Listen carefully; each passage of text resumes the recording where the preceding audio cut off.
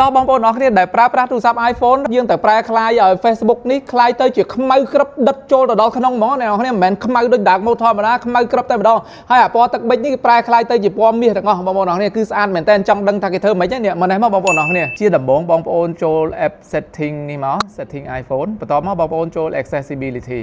បន្ទាប់មកបងប្អូនអូសមកក្រោមមើលរកពាក្យ per app setting អញ្ចឹងអ្នកនរគ្នាចុចអាហ្នឹងមកបន្ទាប់មក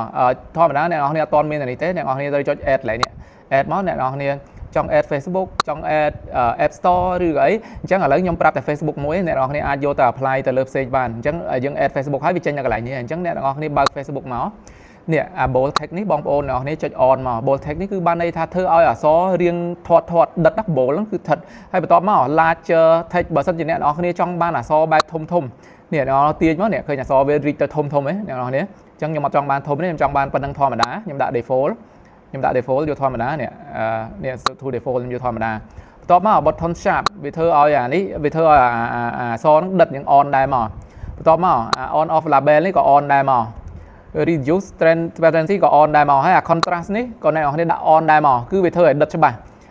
different នេះ on ដែរមកតែអានេះដាក់ default បានហើយសំខាន់ជាងគេដែលធ្វើឲ្យខ្មៅដិតស្អាតនោះគឺ smart invert នេះកន្លែងអ្នកនរគ្នាកុំឲ្យភ្លេចបើកន្លែងហ្នឹង on មក